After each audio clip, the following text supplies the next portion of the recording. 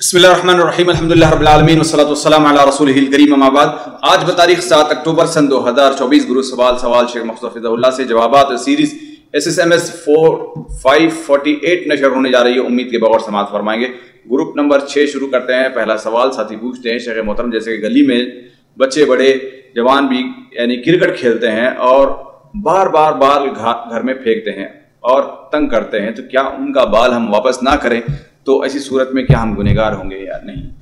دیکھیے، ظاہر بات ہے اگر انہیں متنبہ کیا جائے کہ اگر ایسا کیا تو ہم اس کو ضبط کر لیں گے، اور پھر بھی وہ لوگ نہیں مانتے ہیں، اگر بچے ہیں تو ان کے اولیاء سے یہ بات کہی جائے، اگر نہیں مانتے ہیں تو بطور جرمانہ کے اسے ضبط کر سکتے ہیں، کوئی حرج نہیں ہے کہ نہیں؟ جی، اس میں یعنی یہ تنبیہ وغیرہ یہ کرنا سب ضروری ہے؟ جی جی بالکل بالکل ضروری ہے، یعنی اولیاء امور تک جانا بھی ضروری ہے۔ چھوٹے بچے ہیں تو اس لیے وہ مکلف نہیں ہیں، 10-12 سال کے بچے؟ ہاں مکلف ہیں بچے، 15 سے اوپر کے مکلف ہوتے ہیں، اور گورنمنٹ تو 18 سال تک مکلف نہیں مانتی، گورنمنٹ تو 18 سال تک مکلف نہیں مانتی، لیکن 15 سال سے پہلے بچے عموماً مکلف نہیں ہوتے الا ماشاء اللہ۔ جی،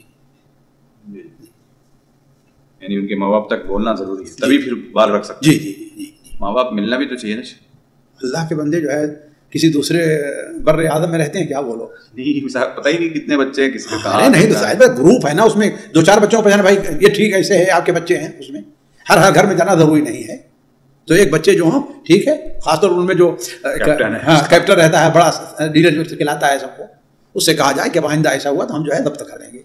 جی، یہ الگ مسئلہ ہے کہ انسان جو ہے اس سلسلے میں تھوڑا سا نرمی وغیرہ برتے، بچوں کا معاملہ ہے، کھیلتے رہتے ہیں، اگر کوئی آپ کا نقصان نہیں ہو رہا ہے، بعض لوگ کہتے ہیں مزاج کے بڑے چڑچڑے ہوتے ہیں، ایک بار بھی آ گیا تو ہے کہ نہیں، اس میں بسا اوقات بچوں کو اور ضد پیدا ہو جاتی ہے، تو انسان خود سوچا ایسی چیزوں کو تغافل سے کام لے، چلو ٹھیک ہے نا، لیکن فعلاً اگر ضرر لاحق ہو رہا ہے، ہر تھوڑی دیر میں آ رہا ہے، گھر میں بچے ہیں ان کو آ کر کے لگ سکتا ہے، کسی بڑے کو بھی لگ سکتا ہے کہ نہیں ہے، ظاہر بات ایسی صورت میں اس کو حق بنتا ہے۔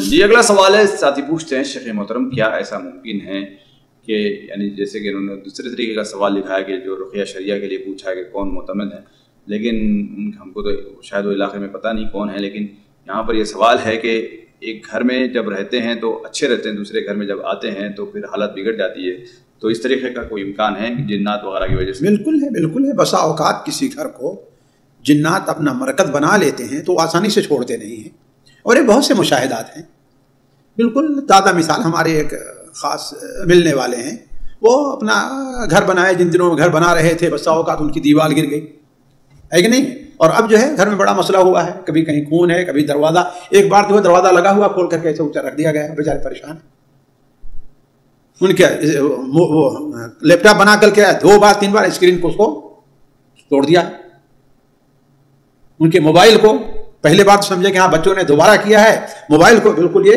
اسکرین پھوٹ کر کے رکھ دیا۔ جی، تو بسا اوقات کیا ہے، اب ان سے سختی کے ساتھ، اس میں سب سے اہم ہے کہ انسان ڈرے نہیں، ان کو دھمکائے ڈرائے ہے کہ نہیں، اور اپنے آپ کو اذکار وغیرہ کے ذریعے اپنے آپ کو مضبوط کرے، خاص طور پر گھروں میں جن اور شیطان کی آنے کی جو چیزیں ہوتی ہیں، انسان جو ہے وہ گناہ کی چیزیں، گندے رسائل ہیں، یہ ان کو باہر کرے، اللہ کا ذکر کر کے گھر میں داخل ہو، ہے نا، گھر کے اندر فلم وغیرہ نہ دیکھے، تو انسان کو اللہ نے جنات سے زیادہ قوت عطا فرمائی ایک مومن کو۔ لیکن جہاں تک اس بات کا مسئلہ ہے، شیطان جہاں اڈا بنا لیتے ہیں، دیکھیے بسا اوقات ان کی مثال ایک انسان کی ہوتی ہے، ایک انسان ہوتا ہے آپ اس کو سمجھائیے مان جائے گا، دوسرا اسے دھمکائیے مان جائے گا، تیسرا اسے آپ لات مارتے رہیے لیکن وہ آپ کو پیچھے چھوڑنے والا نہیں ہے، ایسا ہے نا، ایسے ان میں بھی۔ جی، اگلا سوال ہے، ساتھی پوچھتے ہیں کہ اگر تحیۃ المسجد اور تہجد کی نفل کی نیت ایک ساتھ اگر کی جائے تو کی جا سکتی ہے یا نہیں؟ بھائی کوئی حرجہ نہیں، انسان اگر داخل ہو رہا ہے مسجد میں تہجد کے لیے، مسجد میں انسان تہجد کے لیے داخل ہو رہا ہے، تو جب اپنی نماز شروع کرے گا تہجد کی، تو تحیۃ المسجد تو اس میں داخل ہو جائے گی۔ اصل میں پہلے یہ سمجھنا چاہیے کہ تحیۃ المسجد جو ہے وہ کوئی مستقل نماز نہیں ہے، وہ کیا مسجد کی سلامی ہے۔ اصل مقصد یہ ہے تحیۃ المسجد کا کہ انسان مسجد میں داخل ہو تو سب سے پہلے نماز کے اندر مشغول ہو، یہ چیز ہے، گویا اس کا سلام ہے۔ تو اب جماعت کھڑی ہے، اس میں شامل ہو گئے، آپ کی تحیۃ المسجد ادا ہو گئی، ہے کہ نہیں؟ نیت نہ بھی کریں تو اب آپ کے اوپر الگ سے تحیۃ المسجد پڑھنے کی ضرورت نہیں ہے، آپ کو سنت پڑھنا ہے ظہر کی، عصر کی، عشاء کی، کوئی سنت پڑھنی ہے پہلے والی ہے نا، تو آپ داخل ہوئیے، پڑھنے نیت کر لیجیے، آپ کو وہ ہو جائے گی جی۔ تو آپ اگر ایسے وقت میں داخل ہوئے، تہجد کا وقت ہے، آپ مسجد میں جا کے تہجد پڑھنا چاہتے ہیں، تو آپ اگر داخل ہو گئے تو اس میں تہجد شروع کر دیں تو آپ کی تحیۃ المسجد بھی ادا ہو جائے گی جی۔ اگلا سوال ہے، ساتھی پوچھتے ہیں شیخ محترم میں پہلے قرآن و احادیث کے مطابق بہت اچھا عمل کیا کرتا تھا، نماز وغیرہ کی سب پابندی ہوتی، لیکن ابھی پتہ نہیں کیا ہو گیا، بالکل مہینہ جاتا ہے میں نہ قرآن پڑھتا ہوں اور فرض نماز بھی مشکل سے پڑھ لیتا ہوں، یعنی دل نماز میں نہیں لگتا ہے، تو اس کی کیا وجہ ہو سکتی ہے اور کیا علاج ممکن ہے اس کا؟ بھائی دیکھیے، اس کی دو وجہ ہو سکتی ہے۔ پہلی وجہ تو یہ ہے، اور میں سمجھتا ہوں کہ یہ بھائی کا ہو سکتا ہے یہ چیز مسئلہ ہوتا یہ ہے کہ لوگ جذبات میں آ جاتے ہیں اور اپنا جو کام کا وقت رہتا ہے اس کو بھی کاٹ کر کے اور دوسرے وقت کاٹ کے یعنی بہت ہی محنت سے کام کرنا شروع کر دیتے ہیں اور بعد میں آہستہ اکتا جاتے ہیں۔ جس کے اللہ کے رسول نے منع فرمایا، آپ نے منع فرمایا ہے نا، تنطع، دین کے اندر سختی کرنے سے منع فرمایا ہے، تو ایسا نہیں ہونا چاہیے۔ انسان یہ دیکھے کہ اس کے حالات، اس کے ظروف، اس کی طبیعت کس چیز کے متقاضی ہیں، اتنا ہی کرے اور اس کے اوپر استمرار رہے۔ خیر العمل ادومہ الی اللہ، سب سے بہتر عمل یہ ہے کہ انسان اس کے اوپر مداومت کرے، ایک چیز۔ دوسری چیز، بسا اوقات عبادات میں جی نہ لگنے کا ایک سبب ہوتا ہے کہ کسی گناہ کا انسان کو عادی ہو جانا، ختم کبائر کا۔ آج کل بڑی مصیبت یہ ہے، موبائل کے اندر یہ چیزیں بڑی آسان لوگوں کے لیے ہو گئی ہیں، حتیٰ کہ بعض لوگ ایسے ہیں کہ جداوت کام کر رہے ہیں، یہ ہیں وہ ہیں، اور وہ بھی فتنے کے اندر مبتلا ہو جایا کرتے ہیں۔ اسی طریقے سے بعض خاص گناہ ہوتے ہیں، والدین کے ساتھ حسن سلوک نہیں رہتا ہے، رشتہ دار ان کے ساتھ صلہ رحمی کا مسئلہ نہیں رہا کرتا، یعنی ایسے جو گناہ کبیرہ رہتے ہیں، بس اوقات ان کے عادی ہو جانے سے بھی انسان کی طبیعت اللہ تعالیٰ ان چیزوں سے پھیرتا ہے۔ تو علی کل حال کسی پر خاص نہیں، لیکن ایک انسان کو دیکھ اپنا محاسبہ کرے کہ آخر یہ کیفیت ہمارے اندر پیدا کیوں ہوئی ہے، کس وجہ سے پیدا ہوئی ہے، پھر اس کے ساتھ ساتھ وہ اللہ اس چیز کو چھوڑنے کی کوشش کرے، اس میں اصلاح کی کوشش کرے اور اللہ تبارک و تعالیٰ سے دعا بھی کرتا رہے۔ اور آخری چیز یہ ہے انسان کہ دیکھیے، اللہ ضروری یہ ہے کہ وہ اپنے نفس کو اس کے اوپر مجبور کرے۔ وَأَمَّا مَنْ خَافَ مَقَامَ رَبِّهِ وَنَهَى النَّفْسَ عَنِ الْهَوَىٰ، خواہش سے انسان اپنے آپ کو روکے۔ جی نہیں کہہ رہا ہے مسجد میں بیٹھنے کے، لیکن بیٹھے، جی نہیں کہہ رہا ہے مسجد میں بیٹھے۔ بعض سلف کے بارے میں آتا ہے کہ ایک بار کوئی داخل ہوا تو کہہ رہے ہیں کہ اے نفس، تو اگر باہر جا کر کیا کرے گی، کسی دکان پر بیٹھے گی، گپ شپ کرے گی، لوگوں سے بکواس کرے گی، تیرا کیا فائدہ ہوگا؟ گویا کہ ان کا جی مسجد بیٹھے تھے، نہیں جی کہہ رہا تھا، باہر جانے کے لیے کہہ رہا تھا، تو اپنے نفس سے خطاب کر کے اس کو سمجھا رہے ہیں۔ تو بسا اوقات ہوتا ہے کہ انسان کو مجاہدہ کی ضرورت پڑتی ہے، والذین جاہدوا فینا لنہدینہم سبلنا، تو انسان بیٹھنے کی کوشش کرے، جی نہیں کہتا قرآن پڑھنے کے، لیکن انسان قرآن پڑھے اور پھر اللہ تبارک و تعالیٰ سے دعا کرے، اللہم مقلب القلوب ثبت قلبی علی دینک، یا مصرف القلوب ثبت قلبی علی طاعتک، یہ دعائیں جو ہے انسان پڑھتا رہے۔ جی اگلا سوال ہے، ساتھی پوچھتے ہیں شیخ محترم اللہ نور السماوات والارض، اس کا کیا مطلب ہے؟ دیکھیے، اگر صحابہ کی اور تابعین کی تفسیر دیکھیں تو اللہ اس کی تفسیر سب سے واضح ہے کہ اللہ منور السماوات والارض، ساری دنیا میں جو نور ہے، وہ نور حقیقی ہو یا نور مجازی ہو، سارا کس کا ہے؟ اللہ تعالیٰ کی طرف سے، اللہ ہی روشن کرنے والا ہے۔ سورج کا نور، مومن کے دل کا نور، جو کچھ بھی ہے وہ سارا کس اللہ تعالیٰ کی طرف سے۔ جی اگلا سوال ساتھی پوچھتے ہیں، جیسے کہ اور بھی سوال آیا کہ تہجد کی نیت کر کے لوگ سو جاتے ہیں لیکن اٹھ نہیں پاتے ہیں، تو فوری طور پر اس کے بعد تہجد کے بعد یعنی فجر کے بعد وہ وتر پڑھیں یا نہ پڑھیں، اور وتر اگر نہ پڑھیں تو گنہگار ہوں گے یا کیا حکم ہے؟ دیکھیے، سب سے پہلے یہ بات تو ہے کہ وتر کا حکم جو ہے وجوب کا نہیں ہے، وتر سنت ہے، سنت مؤکدہ ہے۔ اگر کوئی آدمی جان بوجھ کر کے چھوڑتا ہے تو وہ بہت بڑے خیر سے اپنے آپ کو محروم کر رہا ہے، لیکن اس کے اوپر کوئی گناہ نہیں ہے، پہلی بات تو یہ سمجھنی چاہیے۔ دوسری بات یہ ہے کہ اگر کسی کی تہجد چھوٹ جا رہی ہے اور وتر چھوٹ جا رہی ہے تو اس کی دو صورت ہے۔ ایک صورت یہ ہے کہ وہ بیدار ہونے کے بعد کیا فجر کی نماز سے پہلے وتر پڑھ سکتا ہے یا نہیں پڑھ سکتا؟ اگر پڑھ سکتا ہے تو اس سلسلے میں مجھے امام ابن تیمیہ رحمہ اللہ قول پسند ہے کہ آپ صلی اللہ علیہ وسلم کی حدیث ہے کہ من نام عن وترہ فلیصلیها اذا اصبح، جو اپنا وتر بھول جائے یا سو جائے تو کب کرے؟ جب صبح کرے۔ تو گویا اگر اسے فجر سے پہلے موقع مل رہا ہے تو وتر پڑھ لے، اور باقی جو اس کی تہجد کی نماز ہیں وہ اپنا سورج نکلنے کے بعد پڑھنا چاہے تو پڑھ لے، اور اگر اسے موقع نہیں مل رہا ہے تو اب وتر وہ نہ پڑھے فجر کے بعد، وہ کب پڑھے وتر کو؟ سورج نکلنے کے بعد جیسا کہ نبی کریم صلی اللہ علیہ وسلم کا معمول ہے، مائی عائشہ بیان فرماتی ہیں کہ اللہ کے رسول صلی اللہ علیہ وسلم کبھی بیماری لاحق ہوتی، سستی لاحق ہوتی، آپ نہیں پڑھ پاتے تو دن میں 12 رکعت پڑھا کرتے تھے. تو دن میں پڑھے گا تو ایسی صورت میں کیا کرے گا، وہ وتر نہیں بلکہ شفع پڑھے گا، لیکن نیت اس کی کیا رہے گی، وہی ہم رات کی نماز پڑھ رہے ہیں. جی اگلا سوال ساتھی نے تفصیل سے سوال کیا کہ یعنی تدفین وغیرہ کے بارے میں سوال، لیکن پوری تفصیل سے تو ممکن نہیں ہے، لیکن انہوں نے یہ بھی کہا کہ جو لواحقین ہیں وہ قبر پہ جا کے بیٹھ کے دعا کریں یا دور کھڑے ہو کر دعا کریں، کیا ان کے لیے رہنمایانہ خطوط ہیں؟ بھائی دیکھیے، جہاں تک تدفین کا معاملہ ہے، تدفین ظاہر بات میت کو اس کے پیتانے سے داخل کیا جائے گا، یعنی اس کا سر قبلے کی دائیں جانب ہوگا اور پیر جو ہے قبلے کی بائیں جانب ہوگا. یعنی ہمارے ہاں ہندو پاک کے لحاظ سے انسان کو گویا جنوب کی جانب سے داخل کیا جائے گا، گویا اس کا سر پہلے آئے اور اندر رکھ کر کے آپ جانتے ہیں کہ جیسے حضرت عمر رضی اللہ تعالیٰ عنہ نے کہا تھا کہ میرے چہرے کو کھول دینا اور وہ زمین کے اوپر پڑے، تو اس کو علماء نے مستحب قرار دیا ہے، اور رخ کس طرف رہے گا، وہ قبلہ کی طرف رخ رہے گا، ایسے ہے نا لے جا دیا جائے گا. اور پھر اس کے بعد ظاہر بات اس کی جو تکمیل ہوتی ہے، یعنی اس کے اوپر لکڑی رکھ دینا یا کچھ اور رکھ دینا، اینٹیں رکھ دینا، پھر یعنی اس کو پورا دفن کیا جائے. دفن کرنے کے بعد جو ہے وہیں پر کھڑے ہو کر کے اگر کوئی کھڑا نہیں اس طرح بیٹھ جائے، کھڑے ہو کر قبر کے بعد دیر تک انسان کو چاہیے دعا کرتے رہیں، خاص طور اس کے جو ہے متعلقین اور لواحقین جو ہے. نبی کریم صلی اللہ علیہ وسلم کا یہ معمول رہا ہے، اور آپ بیان فرماتے تھے اسألوا لأخیکم التثبیت فإنہ الآن یسأل، اور کما قال علیہ وسلم، سنن ابو داؤد وغیرہ میں روایت ہے، اپنے بھائی کے ثابت قدمی کے لیے اب دعا کرو. یہ بہت اہم چیز ہے، اس وقت دعا کرنا ان کے لیے، اس کے لیے میت کے لیے دعا کرنا کہ اللہ تعالیٰ اسے قبر کے فتنے سے محفوظ رکھے، منکر نکیر کے سوال کے جواب میں اسے اللہ تعالیٰ ثابت قدم رکھے. تو قبر کے پاس ہی بالکل قبر پر کھڑے ہو کر کے ہے نا کہ قبر سے دور ہٹ کر کے. جی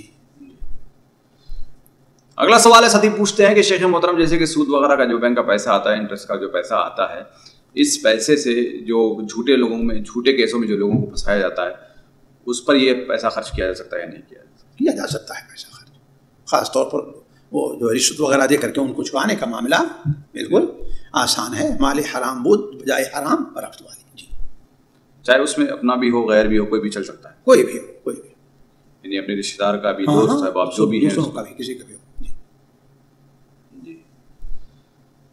اگلا سوال ہے، ساتھی پوچھتے ہیں شیخ محترم جیسے کہ آج کل لڑکیاں آفس میں جاب کرنے جا رہی ہیں، اگر کسی کو ضرورت نہ ہو پھر بھی وہ جاب کرنے جائے اور منع کرنے پر کہے گئے اتنا پڑھنے کا کیا فائدہ اگر یہ جاب کرنے اگر نہیں جاتی ہو، تو کیا حکم ہے، یعنی کیا قواعد بھی ہے، پابندیاں ہیں عورت کے لیے؟ بھائی دیکھیے، اولاً تو عورت کے لیے جہاں تک آفس وغیرہ میں کام کرنے کا تعلق ہے، سب سے پہلی شرط تو یہ ہے کہ وہاں شرعی محظور نہ پایا جائے، یعنی وہاں خلوت نہیں ہونی چاہیے، وہاں مرد و زن کا اختلاط نہیں ہونا چاہیے، ہے کہ نہیں ہے، عورت کو پردے کا لحاظ کر کے جانا چاہیے. اگر یہ ساری چیزیں ہیں وہاں پر، اور عورت اگر کوئی کام کرتی ہے تو اگرچہ اس کے لیے اس کام اس کے لیے جائز ہے، اب جائز ہوگا، بہتر ہوگا، اس کے اپنے حالات کے پیش نظر ہے، اس سے اس کی اور ذمہ داریاں کیا متاثر اس کا مسئلہ ہوگا. لیکن جہاں تک اصل جواز تعلق ہے وہ جائز ہوگا، شرط ہے کہ چیزیں پائی جائیں. اور اگر یہ چیزیں پائی نہیں جاتی ہیں تو چاہے حاجت مند ہی کیوں نہ ہو، اس کے لیے یہ جائز نہیں ہوگا. جی تو شوہر کی اجازت بھی ضروری ہے؟ بالکل، اگر شوہر والے، شوہر کی اجازت ضروری ہے.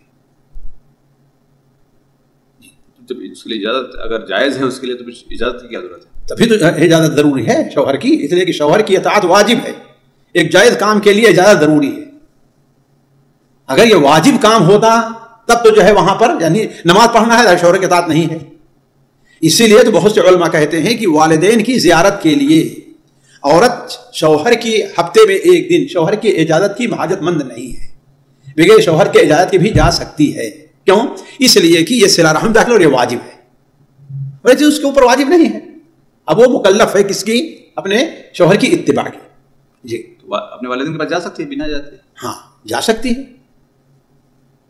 بہت سارے لوگ منع بھی کر دیتے ہیں. منع کرتے ہیں. دیکھیے ایک مسئلہ ہوتا ہے کام چلانے کا، اگر جو ہے حق پر نہیں تو منع کرنا جائز نہیں ہوگا، اس کے لیے ناجائز ہوگا.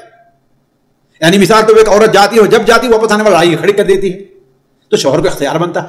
اور بسا اوقات بعد وہ ہوتا ہے کہ سسر سے، ساس سے یا سالی سے بلا وجہ کوئی اختلاف ہو گیا، تب اس کے اوپر دباؤ ڈال رہے ہیں، ظاہر چیز ناجائز ہوگی. اب وہ گنہگار ہوگا اگر بلا وجہ کر رہا ہے تو. جی اب اگر یہ ایسے جاتی ہے کہ ادھر اس کو بھی راضی رکھے اور ان کو بھی ان سے چھپا کے جائے تو گنہگار نہیں ہوگی. جی یعنی اگر کوئی ضرر نہیں ہے ایسی، بس ان لوگوں کی لڑائیوں میں وہ منع کر دیتا ہے، پھر بھی چھپ کے اگر بات کرتی ہے تو کوئی جاتی ہے تو کوئی حرج نہیں. خالی ماں باپ آئیں گے اس میں؟ ماں باپ آئیں گے، بھائی بہن بھی ہیں، بھائی بہن بھی ہیں، یعنی جو اس نے قریبی رشتہ دار ہیں جن کے ساتھ جو ہے محرمیت کا رشتہ ہے آتا ہے تو کوئی حرج نہیں اس میں. جا سکتی جی بھلے سے اگر منع کرے، اگر وہ پتہ بھی ہونا چاہیے کہ وہ منع صحیح کر رہا ہے غلط کر رہا ہے. بھائی یہ تو ظاہر بات کس وجہ سے منع کر رہا ہے ضروری ہے. اگر بارے تو کسی عالم سے پوچھ لے کہ ہاں بھائی اس صورت میں اس کا منع کرنا ہمارے لیے جائز ہے کہ نہیں جائز ہے. جی وہی کلیئر کرنا پڑے. جی اگلا سوال ہے، ساتھی پوچھتے ہیں شیخ محترم جیسے نماز تراویح پڑھا کر اجرت لی جا سکتی ہے یا نہیں؟ بہت سارے لوگ آج کل کرتے ہیں کہ نماز پڑھا کر نبی صلی اللہ علیہ وسلم نے یا صحابہ کرام نے کہاں اجرت لی تھی، تو آج کل کے امام لوگ جو ہے کیوں اجرت لیتے ہیں؟ اس کا کیا جواب دیں گے؟ دیکھیے اصل میں یہاں پر تھوڑا سا مسئلہ تفصیل طلب ہے، لیکن یہاں تفصیل نہیں رکھی جا سکتی. دیکھیے اصل جو علماء کے نزدیک کے اختلاف ہے کہ آیا جو اعمال تقرب اللہ ہیں، یعنی اللہ کا تقرب حاصل کیا جاتا ہے یا عبادت کہہ لیجیے، اس پر اجرت لی جا سکتی ہے کہ نہیں لی جا سکتی ہے. حدیثیں دونوں قسم کی ملے گی، لیکن جو زیادہ قوی حدیثیں ملتی ہیں وہ لینے کی ہیں. ان خیر من اتخذتم علیہ اجرا کتاب اللہ، صحیح بخاری کی روایت ہے کہ نہیں؟ اور آپ صلی اللہ علیہ وسلم نے اس عورت جو آئی آپ کے پاس اور کہا اللہ کے رسول صلی اللہ علیہ وسلم میں آپ کو آپ کو پیش کرتا ہوں شادی کے لیے. آپ نے خواہش ظاہر نہیں کی تو ایک صحابی کھڑے ہوئے اور کہا کہ اللہ کے رسول میری سے شادی کر دی. تو آپ نے کہا تمہارے پاس کیا ہے مہر دینے کے لیے؟ کہا کچھ نہیں، ایک چادر ہے. تو کہا چادر اگر اس کو دے تم رہنا رہو گے، کیا کرو گے؟ ہے کہ نہیں ہے؟ آپ نے آخر میں کیا فرمایا؟ کیا تمہارے پاس فلاں فلاں سورت تم کو یاد ہے؟ کہا جاؤ اسے سکھلا دو، یہی تمہاری مہر ہے. ادھر ہوا کہ نہیں ادھر؟ ہے کہ نہیں ہے؟ تو جہاں وہ بات روایتیں منع کی ہیں وہاں یہ روایتیں کیا ہیں؟ جواز کی بھی ہیں، قوی ہیں. اسی لیے جو علماء حناف جو شروع میں اس پر سختی کیا کرتے تھے، بعد کے فقہا نے اس کی اجازت دے دی ہے. کیوں؟ اس لیے کہ اگر اجازت نہ دی جائے تو آج جو ہے مساجد ہیں، مدارس ہیں، مکاتب ہیں، سارے کے سارے کیا ہوں گے؟ معطل ہو جائیں گے. امام نہیں ملے گا، مؤذن نہیں ملے گا. ہے بات ہے کہ خود ہی آپ سوچیں، اگر یہ نہ رکھا جائے تو ظاہر بات اس کو بھی ضرورت ہے کہ نہیں ضرورت ہے، اس کو بھی حاجت ہے کہ نہیں حاجت ہے. اس لیے میں یہ سمجھتا ہوں کہ دیکھیے اجرت لینے کے لیے جو ہے وہ 3 یا 4 شرطیں ہونی چاہیے.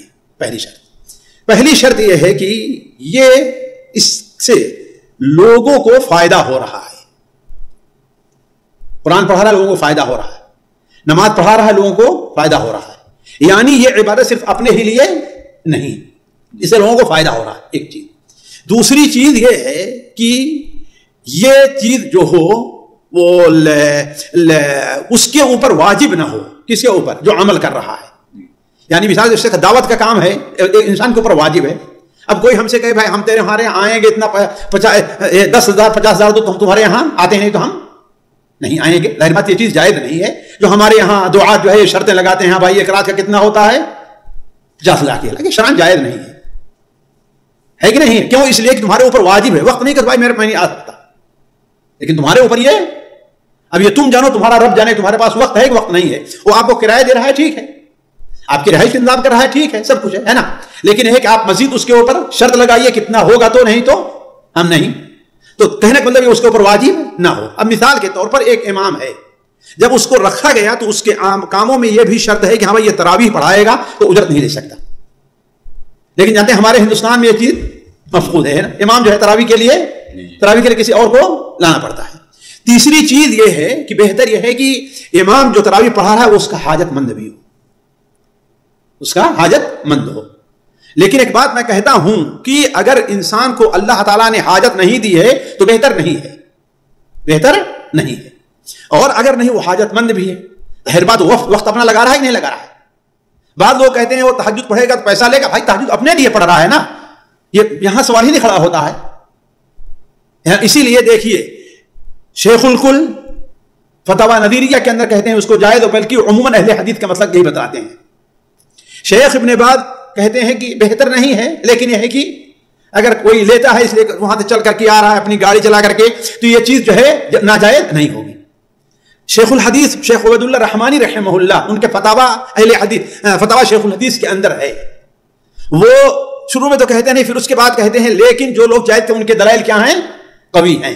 ان کے دلائل قوی ہیں، تو گویا وہ بھی اس طرف آئے کہ ہاں بھائی یہ چیز کیا ہے، جائز ہے۔ تو علی کل حال اگر کوئی شخص جو ہے تراویح بغیر اجرت کے نہیں پڑھاتا اور اس کا حاجت مند ہے اور لیتا ہے تو یہ چیز ناجائز نہیں ہے۔ البتہ ایک علماء نے، جیسے علماء حنابلہ ہیں یا دوسرے علماء، انہوں نے ایک حل رکھا ہے، کہتے ہیں ایک، علامہ البانی نے بھی رکھا ہے ایک حل، کہتے ہیں ایک چیز ہوتی ہے اجرت اور ایک چیز ہوتی ہے، اس کو جعل کہتے ہیں۔ آج کے عموماً جو ہے جسے ہم ٹھیکہ پہ دے دیں یا یہ کہہ دیں کہ تنخواہ ہے نا، یہ کہیں ہم تنخواہ ہے۔ دیکھیے اجرت اور تنخواہ میں فرق رہتا ہے۔ اجرت یہ ہے کہ انسان آپ کے پاس 1 گھنٹہ 2 گھنٹہ 3 گھنٹہ کرے تو وہ اجرت کا حقدار ہے۔ ایک دن آپ نے اس سے کہا کہ 1 دن میں کام کرنا ہے، وہ آدھے دن کرتا ہے تو آپ کو آدھے دن کی اجرت دینی ہے۔ اور تنخواہ یہ ہے کہ پورے مہینہ اگر کام کریں تو آپ تنخواہ کے مستحق، ہمارا تنخواہ کے مستحق نہیں ہے۔ تو یہ شبہ کیا ہے، تقریباً جعل ہے، اور اس کی سب اجازت دیتے ہیں۔ علامہ البانی بھی کہتے ہیں ہاں بھائی ٹھیک ہے، اس طریقے سے جعل ہو۔ خاص طور پر اگر کوئی کمیٹی یہ چیز دے رہی ہے ہمارے ہندوستان پاکستان میں، یعنی کوئی فردی شخص نہیں بلکہ کیا ہے، کمیٹی ہے جو جمع کرتی ہے اور لوگوں کو حاجت طور پر دے رہی ہے، امام کو، مؤذن کو، تراویح پڑھانے والے کو، مسجد کی صفائی کرنے والے کو ساتھ، تو یہ چیز جائز ہے انشاءاللہ، کوئی حرج نہیں ہے۔ جی اگلا سوال کو سوال خواتین گروپ سے شامل کیا جاتا ہے۔ پہلا سوال ہے، بہن پوچھتے ہیں شیخ محترم، اگر کوئی ایسا شیئر مارکیٹ وغیرہ میں یا کسی بھی کاروبار میں بزنس کرے جس میں انٹرسٹ وغیرہ بھی آتا ہو یا سود وغیرہ کا بھی اس میں کاروبار ہو، تو ایسی صورت میں اس کو پوری طریقے سے جتنا سود یا جتنا انٹرسٹ ہے وہ سب نکال دیا جائے تو باقی کی جو آمدنی ہے وہ اس کو لی جا سکتی ہے؟ نہیں، بالکل جو ہے وہ اصل مقصد ہوتا ہے کہ آپ نے جو اصل جو کام ہے، اصل جو کیا ہے وہ اجرت ہے، وہ جو نوعیت ہے جس پر اتفاق ہوا ہے، جو اصل عقد کی بنیاد ہی سود کے اوپر ہے، تو یہ چیز جائز نہیں ہوگی انسان کے لیے۔ جی اگلا سوال ہے، بہن پوچھتے ہیں شیخ محترم، عشاء کی نماز کا وقت ختم ہونے کے بعد یعنی پاک ہوتے ہی ہے اگر کوئی عورت، تو اس موقع پر اسی وقت اس کو غسل کرنا ضروری ہے یا پھر فجر سے پہلے بھی وہ غسل کر سکتی ہے اور یہ عشاء کی نماز پڑھے گی یا نہیں پڑھے گی؟ اصل میں دیکھیے، اگر عشاء کا وقت گزر گیا ہے تو بہتر تو یہ ہے کہ وہ فوراً غسل کر کے اور عشاء اور مغرب کی نماز پڑھ لے، جیسا کہ بہت سے صحابہ کا قول ہے، اور اس لیے بھی کہ بہت سے علماء، امام نووی ہیں، دوسرے لوگ اس طرف گئے ہیں، شیخ مبارک پوری رحمہ اللہ گئے ہیں، وہ جو ہے کہ عشاء کا 2 وقت ہے، ایک وقت مختار ہے اور ایک وقت اضطرار ہے۔ جیسے عصر کا 2 وقت ہے، ایک وقت مختار ہے اور ایک وقت اضطرار ہے۔ وقت مختار کیا ہے؟ جب تک سورج، مثلا عصر کا وقت، جب تک سورج پیلا پڑنا نہ شروع ہو جائے، لیکن سورج اگر پیلا پڑ گیا ہے تو اب جو ہے یہ وقت مختار نہیں، وقت اضطرار ہے، یعنی بلا وجہ انسان تاخیر کرے گا تو گنہگار ہوگا، لیکن اگر نماز پڑھے گا تو گویا وقت ہی میں اس نے نماز پڑھی ہے نا۔ تو اسی طریقے سے عشاء کا وقت ایک مختار ہے، ایک وقت اضطرار ہے۔ وقت مختار کیا ہے؟ آدھی رات تک ہے، اور اس کے بعد کیا ہے؟ وقت اضطرار ہے جو فجر تک چلتا ہے، فجر تک چلتا ہے۔ یہ تو ان علماء کے قول پر اگر عمل کرتے ہوئے وہ کر لے تو اچھا ہے، لیکن اگر وہ نہیں کرتی ہے اور فجر ہو جائے تو فجر سے پہلے کر لے گی تو وہ اس کے لیے جو ہے وہ کوئی حرج کی بات نہیں ہے۔ اب وہ عشاء کی نماز قضا کرے گی یا نہیں کرے گی، جمہور علماء اسی طرف گئے ہیں کہ عشاء اور مغرب دونوں نماز قضا کرے گی، اور اسی پر اگر کوئی حدیث نہیں ہے لیکن متعدد صحابہ کا اس کے اوپر فتویٰ ہے، لیکن کچھ علماء اس طرف گئے ہیں کہ نہیں، جب اسے وقت ملا ہی نہیں ہے اس نماز کا اور شرعی عذر کے طور پر اس نے چھوڑا تھا، دوبارہ نماز قضا کرنے کی کیا ضرورت ہے اس کو؟ جی اللہ کل حال ایک پہلو احتیاط کا ہے، دوسرا کیا ہے وہ اس کے لیے جواز کا۔ احتیاط یہی ہے کہ وہ عشاء کی نماز بھی وہ پڑھے، اور اگر نہیں پڑھتی ہے تو انشاءاللہ کوئی حرج نہیں ہے۔ جی اگلا سوال ہے، بہن پوچھتی ہے شیخ محترم، اللہ رب العالمین کی ناراضگی کی کچھ نشانیاں ہیں تو بتائیے۔ اللہ رب العالمین نے یعنی ایسی آزمائش رکھی ہے کہ تقریباً 10-11 سال ہو گئے ہیں، سوائے توحید کے جو بھی کام کرتے ہیں نقصان ہوتا ہے اور پریشانیاں ہوتی ہیں، تو شکایت تو نہیں ہے، بہن کہتی ہیں کہ کیا پیسے پہچانے کی یہ آزمائش ہے یا اللہ کی ناراضگی ہے، کیا کریں اس کے صورت؟ دیکھیے، اولاً تو ایک مومن کو اس طرف توجہ نہیں دینی چاہیے، اسے چاہیے کہ وہ حتی الامکان اللہ تبارک و تعالیٰ کا اطاعت شعار بندہ رہے، حتی الامکان اللہ تعالیٰ کا عبادت گزار بندہ رہے، پھر اس کے بعد جو حالت اس کے اوپر آتے ہیں اس کے اوپر وہ صبر کرے اور اللہ تعالیٰ سے راضی ہو۔ اس لیے کہ اللہ کے رسول صلی اللہ علیہ وسلم حدیث ہے کہ ان اللہ اذا احب قوما ابتلا۔ صحابہ اور صحابیات کی زندگی کو دیکھیں، وہ لوگ توحید کے اوپر آئے تو ان کے اوپر کتنے مصائب آئے۔ مکے کے ذرا 13 سال معمولی وقت نہیں ہوتا، ذرا سوچیں آپ 13 سال تک اس کے بعد مدینہ آنے کے بعد بھی سالوں کیسے وقت گزرے ہیں لوگوں کے اوپر. حضرت طلحہ، حضرت مصعب بن عمیر وغیرہ، حتیٰ کہ حضرت عبد الرحمن بن عوف رضی اللہ عنہ رویا کرتے تھے اگر ان کے پاس کبھی کوئی اچھا کھانا آیا تو روتے تھے، کہتے تھے کہ دیکھو یہ نعمت ہمیں ملی ہے جبکہ مصعب بن عمیر ہم سے افضل تھے. یعنی ان کا ایک تصور تھا کہ ہم سے افضل تھے، اور وہ اس حال میں وہ شہید ہوئے کہ ان کے لیے کفن کا پورا کپڑا نہیں تھا. ہے کہ نہیں ہے؟ تو اس کے علاوہ جو ایک علمی طور پر اگر بہن یہ چاہتی ہیں کہ اللہ کی ناراضگی کی کیا چیز ہے، تو دیکھیے اس کی کئی چیز ہے، لیکن ایک بات سمجھنا چاہیے یہ ایک علامات کے طور کوئی ضروری نہیں ہے اور نہ یہ کوئی مستقل چیز ہے. یہ پہلی چیز یہ ہے کہ اللہ تبارک و تعالی کی مخلوق کے دلوں میں اس کی محبت نہ رہے، اسے مقبولیت حاصل نہ رہے.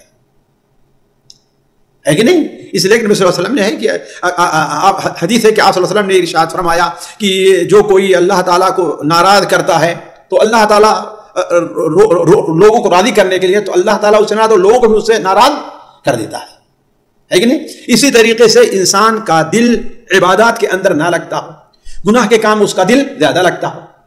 اسی طریقے سے گناہوں کے اوپر زیادہ انسان اصرار کرتا رہے، توبہ کے بارے میں سوچے ہی نہیں، خیر اور اہل خیر سے وہ نفرت کرتا رہے. تو یہ ساری ایسی چیزیں ہیں جو اللہ تعالیٰ کی ناراضگی کی علامت ہیں، لیکن یہ کوئی شرط نہیں ہے.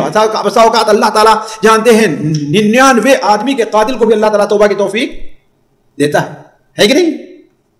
سوچیں 99 بلکہ 100 آدمی کا قاتل تھا اور اللہ اس کو توبہ کی توفیق دی. تو ہماری بہن کو چاہیے کہ اس طرف توجہ دینے کے بجائے اللہ تعالیٰ سے اپنے دل کے اطمینان، اللہ اللہ ربی لا اشرک بہ شیئا، ان قسم جو اذکار موارد ہیں ان کا اہتمام کرے. واللہ اعلم.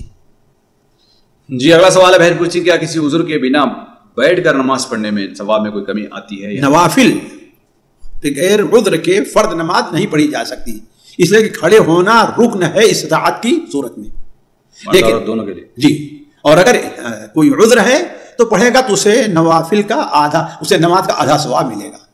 نوافل میں جی آدھا ثواب اس کو ملے گا. جی جی مجبوری اگر ہے تو پورا ثواب اس کو ملے گا. فاتقوا اللہ ما استطعتم، یہی اس کی استطاعت ہے. مجبوری کبھی کبھی عجیب غریب بھی ہو سکتی ہے. بھائی دیکھیے ایک مجبوری ہوتی ہے کہ مجبوری بنا لی جاتی ہے، مجبوری بنا نہ لی جائے، ہے کہ نہیں ہے؟ مجبوری اگر ہے تو انشاءاللہ کوئی حرج نہیں، لیکن صرف سستی ہے یہ مجبوری نہیں ہے. جی نہیں کہتا ہے معمولی سے تھوڑا سا درد ہے یہ مجبوری نہیں ہے کہ نہیں ہے؟ جی مجبوری نہیں، معمولی سے درد کوئی مجبوری نہیں. ہر انسان پیٹ میں پیر میں درد رہا کرتا ہے. آدمی کمفرٹیبل نہ رہتا ہے، بیٹھنے سے اور اچھا دل لگتا ہے اسے نماز میں، تو یہ اچھا نہیں ہے بیٹھ کے نماز پڑھنا. بھائی دیکھیے ہر آدمی کو جو ہے اگر یہ سوچ لے تو کہے جو ہے ٹھیک ہے ہمارا دل لگ رہا بیٹھ کر کے، نہیں. اس لیے کہ طبیعت خراب ہو تو بتا رہا ہاں تو طبیعت خراب ہو تو الگ مسئلہ ہے، اب اس کو مشقت ہو رہی ہے. دیکھیے شیخ مشقت کس کو کہتے ہیں؟ مشقت اگر ہے تو ٹھیک ہے اور نہیں تو نہیں. اب مشقت شیخ مجھے تو تھوڑی بھی مشقت بہت زیادہ لگتی ہے. اب آپ ماشاءاللہ بہت زیادہ بھی مشقت ہے تو پھر آپ کو آسان نہیں ہے. مشقت یہ ہے کہ عام حالات میں انسان، بعض لوگ ہوتا ہے کہ دیکھیں 10 کلومیٹر تک جو پیدل چلنا ہو چل جائیں گے. ہم نے دیکھا ہے صرف بیٹھ کر نماز پڑھتے ہیں، کھڑے نہیں ہوتے. اور ایک بار مسجد سے میں نکلا 15-20 منٹ آدھا گھنٹہ گھوم کر کے آیا اور مسجد کے باہر کھڑے ہو کر 2 آدمی بات کر رہے ہیں فجر کی نماز کی بات. یہ کون سی انسان کو مجبوری ہے؟ تو کھیل تماشا ہے. لیکن فعلاً اگر اس کو اس کی تکلیف ہو رہی ہے کھڑے ہو کر کے، اس کا جی نہیں لگتا، نماز طول نہیں دے پاتا ہے تو ٹھیک ہے. دیکھیے بہت سی چیزیں ہیں کہ آپ اس کے اوپر حکم نہیں لگا سکتے. بل الانسان علی نفسہ بصیرہ ولو القی معہ غیرتہ. جتنے بہانے بنائے لیکن قیامت دن اللہ تعالیٰ یہ بہانے قبول نہیں کرے گا. جی اگلا سوال ہے، بہن پوچھتی ہے کہ شیخ اگر کوئی شخص یعنی گھر کے پریشر کی وجہ سے زیارت کی نیت سے درگاہ وغیرہ جاتا ہے تو ایسے شخص سے نکاح کیا جا سکتا ہے یا نہیں؟ اگر آپ سمجھتی ہیں کہ ہاں بھائی اس کو ہم نکاح کے بعد مجبور کر لیں گے ہے نا اور اپنے فیور میں کر لیں گے تو ٹھیک ہے، ورنہ جو ہے وہ یہ دیکھیے بدعت اور شرک پر جو ہے کسی کے پریشر کا اثر نہیں ہونا چاہیے. انسان کوشش کرے اللہ تعالیٰ کو راضی کرنے کے لیے، نہ کہ غیر اللہ کو راضی کرنے کے لیے. اکرام، ہمارے علمی اور عوامی دروس اور سوال و جواب کی مجلسوں سے آپ خود بھی مستفید ہوں اور اپنے دوست و احباب کے ساتھ بھی شیئر کریں. عین ممکن ہے کہ آپ کے شیئر سے کسی کی اصلاح اور آپ کے لیے صدقہ جاریہ بن جائے. واٹس ایپ پر اسلامک میسج حاصل کرنے کے لیے نمبر نوٹ فرمائیں: یعقوب عزیز 00966 5089 59707. واٹس ایپ سوال و جواب گروپ میں ایڈ ہونے کے لیے نمبر نوٹ فرمائیں: عبدالسلام عمری 00966502627 نمبر بھیجتے ہوئے نام اور پتہ ضرور لکھیں۔ اسی طرح ہمارے یوٹیوب چینل اسلامی دعویٰ کو ضرور سبسکرائب کریں تاکہ ہماری ہر نئی اور اہم ویڈیو کی اطلاع آپ کو فوری حاصل ہو جائے۔ تمام دروس، مقالات اور سوال و جواب سیریز کے لیے ہماری مشہور ویب سائٹ www.islamidawah.com کا مشاہدہ کرتے رہیں۔ السلام علیکم ورحمۃ اللہ وبرکاتہ۔